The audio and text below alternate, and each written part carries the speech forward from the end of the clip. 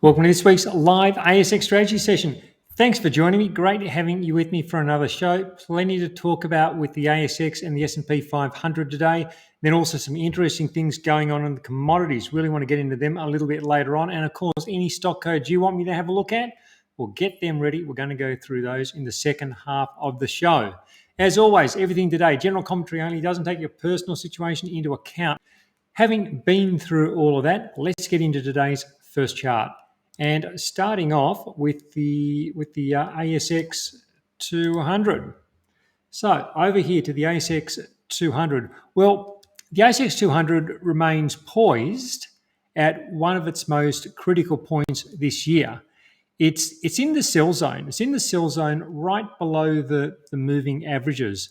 Should we be bracing for a break down towards the November low, or could something positive be about to happen and we get a rally? More on this in a moment. And then over in the US, the S&P 500, well, it's had 2 down days of more than 1% in the last week. What does that mean? What does that mean for the coming weeks? I'll talk more about the data around this in a moment. But before we get to that, let's get into this latest price action with the ASX 200. So this is setting up for a very interesting end of year, I think. And that is because there seems to be a two-way tussle going on in the ASX 200 at the moment. And the good part is we do have some clear levels to watch. So let's go through what's happening. So the market tried to rally in the second half of last week. So prices started to break higher on Wednesday. There was follow-through buying on Thursday and then into Friday. And that followed this sideways period. You can see through early December prices have moved sideways. And then we started to get that push higher. And just as prices got up to the moving averages last Friday, the selling came in, pushed prices back down to the lower end of this range they'd been in over recent weeks. So this is classic sell the rally behavior. And it came in right at that crucial point just below the moving averages. But so far, there hasn't been the all-important follow-through selling, which then drives the price lower. I think this sets up the ASX 200 for, we could say it sets it up for a make or break moment. And this is where those clear levels come in. So for me, I think those clear levels are last Friday's high, and then we can also look at the recent lows that come in around 8,530. Let's just say for good measure, let's say around 8,500, just giving them a little bit of a margin below there. And I think that a move above last Friday's high, I think that will then most likely trigger more buying. And then we get the situation with the ASX 200 is then back above the moving averages. And then that takes it out of that vulnerable region, which it's currently in. But if prices can't rally here, prices can't break higher here, and instead they do start to break down below that, say that 8,500 region, then I think we're probably looking at that retest of the November low. So which way do I think the odds favour? Well, let's switch charts. Let's go over to the equal weight, and I'll explain what I'm thinking. So this is the ASX 200 on an equal weighted basis. And this has been the most important ASX chart, I think, over the last couple of months. And that's because it removes the distortion being created by weakness in the financials, particularly CBA, which is the largest stock, and it's been down like a touch over 20%. And I think it gives a better view of how the top 200 stocks are currently performing. The small ordinaries and the emerging companies index, they're also important. They add to the picture. I'll get to them a bit later.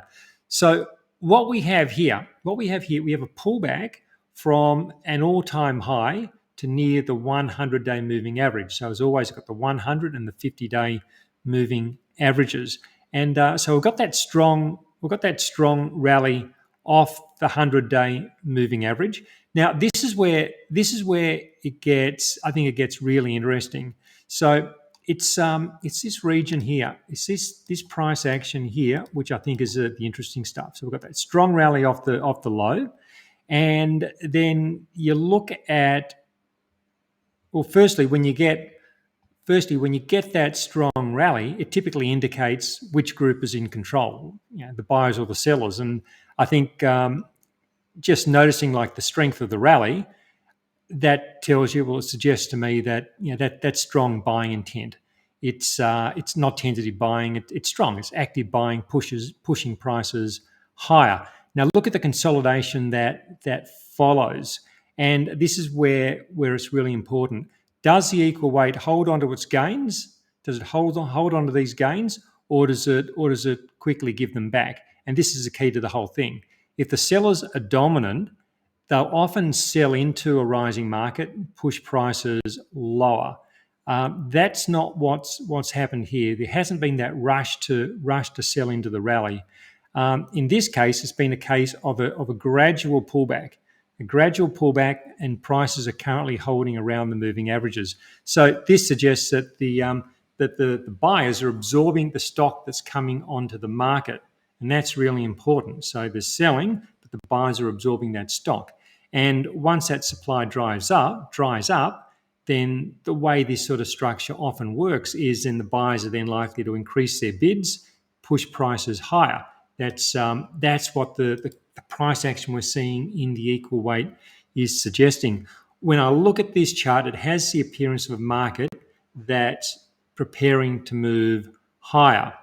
So when we come back over to the ASX 200, we've got those key levels to watch. We've got those two key levels to watch. We've got last Friday's high. We've got the recent lows, and I think based on what we've seen in the equal weight, I think the odds favour a rally above the moving averages, not a breakdown to new lows.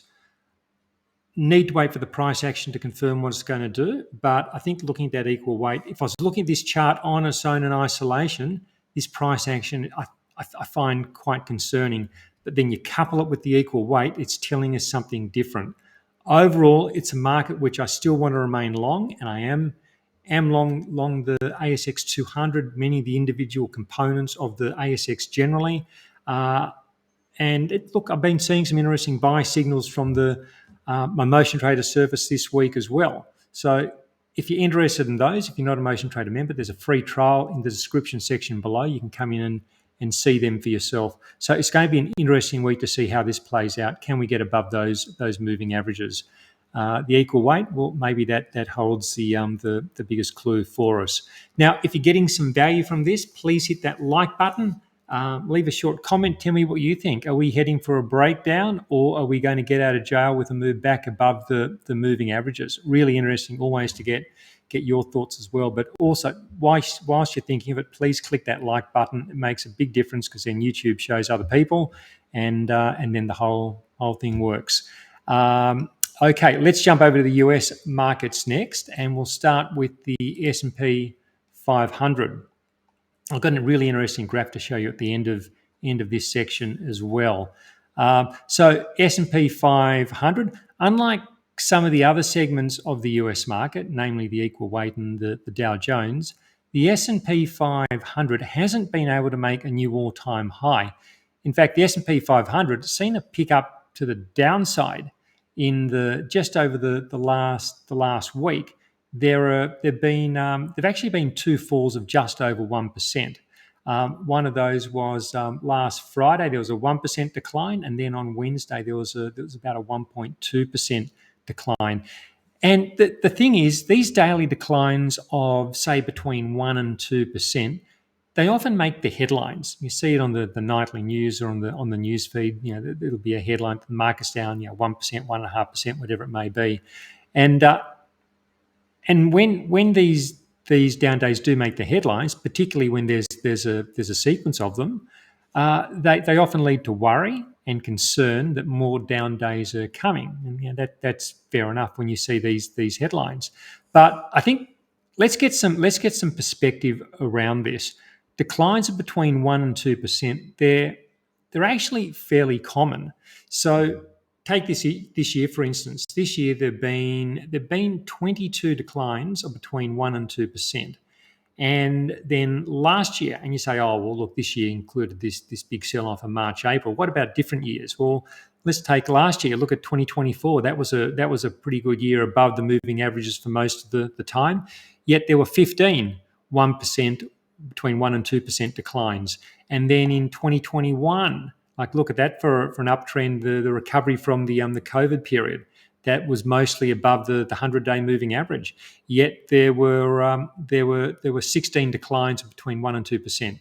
So historically, the S&P 500, when it's in a bull market, when it's in a bullish phase, it will have something like 10 to 30 headline-making daily declines each year. So don't take a headline at face value. Make sure you put it into context. And the context now is that the S&P 500, this is, from what I can see at this point, this is merely a pulling back from near an all-time high to a 50-day moving average. And we often see this type of price action and rising trends. You can just cast your eye back 12 months ago. Many pullbacks to rising moving averages within an uptrend. And when we look here, the moving averages are still rising. So by definition, this remains an upward trending market. A scenario we discussed a couple of weeks ago was that prices could trade sideways maybe for a few weeks. And so we've got this pullback to the moving average.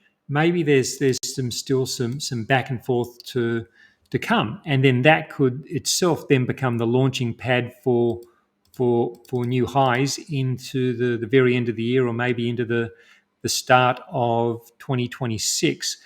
We saw something similar mid last year. Just come back over to last year. We'll do it so you can see them side by side. There's the current price action. Well, we don't know what this part's going to look like. Look at this part from mid last year. So we had the sell-off, we had the V-shaped recovery, we had the secondary pullback, and then we had the breakout, and the rally continued from there. It's pretty much what we have setting up at the moment. This period will have its own unique end to like how this continues to develop, but it's certainly one of those possibilities that we do have a market consolidating below the highs that ultimately does break to new highs. I think that's a sort of scenario that has a good chance of repeating here. Coming over to the equal weight S&P 500 on an equal weighted basis, the equal weight, well, it's pulled back from its all-time high. So far, it's a shallow pullback considering where it's come from. It's a shallow pullback back towards the 100-day moving average, and it also appears that the dip is finding support. So we've got the rally off near the 100-day moving average, and prices are generally holding around those moving averages. I think if the equal weight can stabilise around these current levels, I think it sets up that positive backdrop for stocks, and that's because the equal weight is a good measure for market participation. When you have the equal weight doing well, it's showing you that a large section of that top 500 stock is actually doing well. So it's currently a situation, I think, where the broader market is doing better than the big tech stocks, and you can see that in the price action of the Nasdaq. Quickly coming to the Nasdaq, you can see it's the lagger of those indices we've looked at. It's further from its highs than the S&P 500. There's the October all-time high, and it hasn't got as close as the S&P has. I guess like we should always be looking at things from multiple angles. A bearish take on this would be to note there's divergence. So divergence is where one market doesn't confirm a rise in the other. So the Nasdaq hasn't made a new all-time high, but as we saw earlier, the equal weight has. And then you look at the Dow. The Dow has made new highs as well. And then so you got this potential negative or bearish divergence happening in the Nasdaq.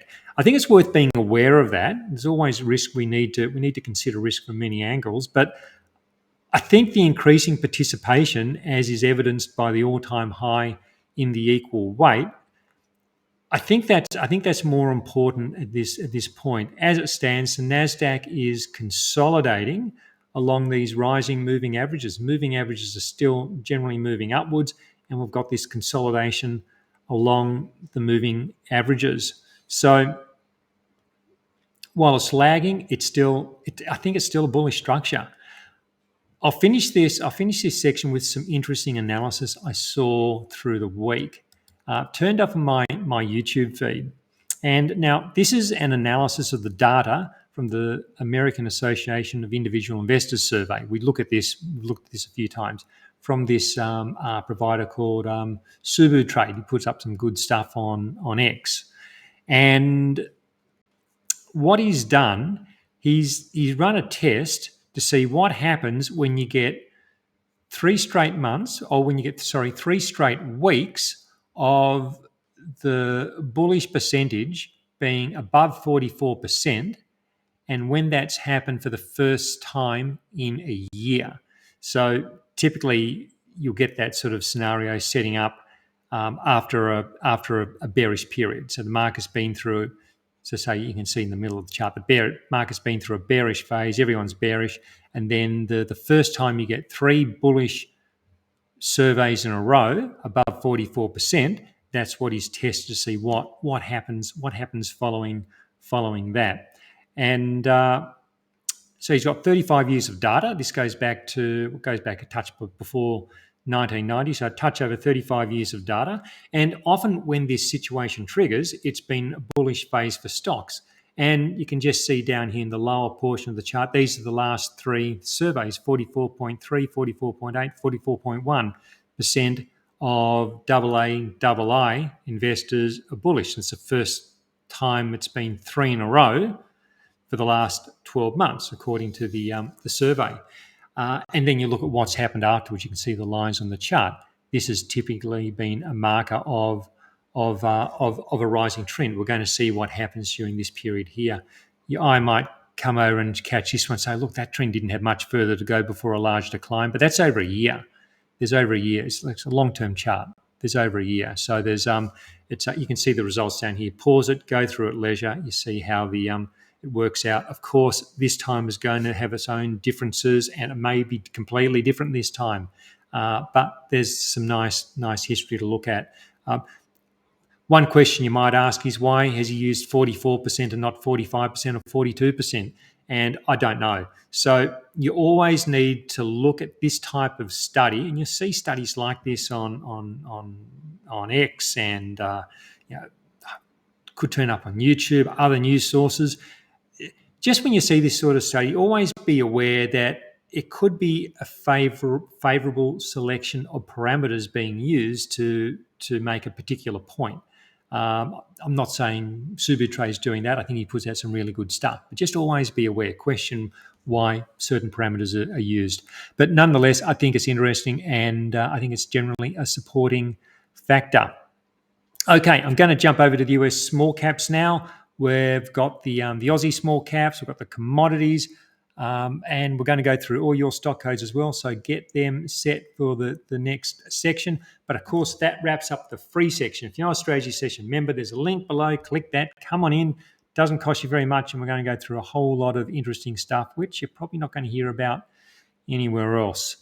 All right, so let's start.